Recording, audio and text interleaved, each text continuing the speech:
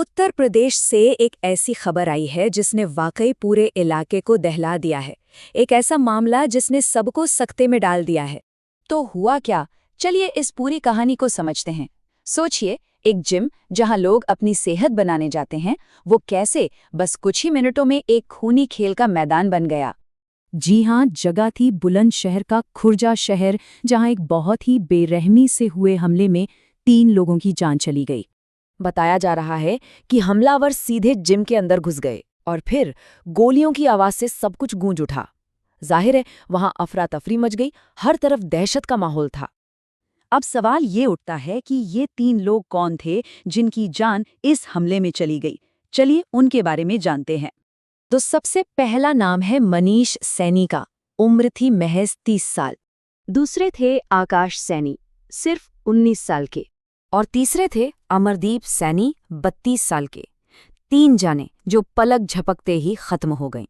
लेकिन इस पूरी कहानी में जो सबसे दिल दहला देने वाली बात है, वो है इन तीनों का आपस का रिश्ता।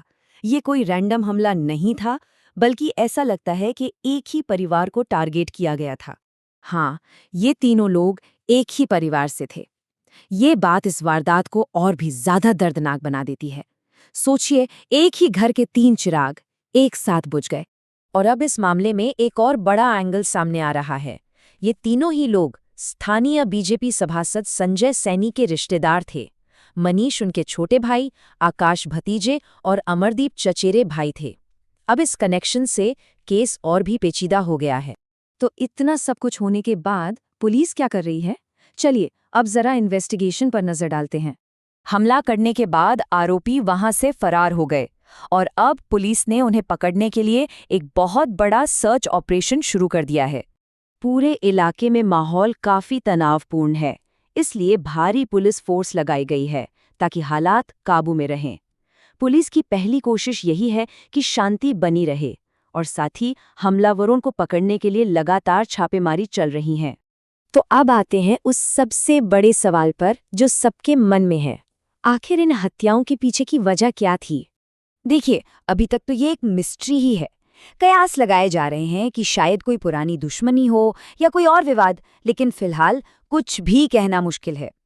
हाँ, पुलिस का कहना है कि वो जल्द ही इस मामले की वजह का खुलासा कर देंगे। उनका दावा है कि वो काफी करीब पहुंच चुके हैं। तो जैसे जैसे ये जांच आगे बढ़ रही है, एक ही सवाल है जो बार बार सामने आता है कि आखिर इन आरोपियों को कब पकड़ा जाएगा, सैनी परिवार को इंसाफ कब मिलेगा।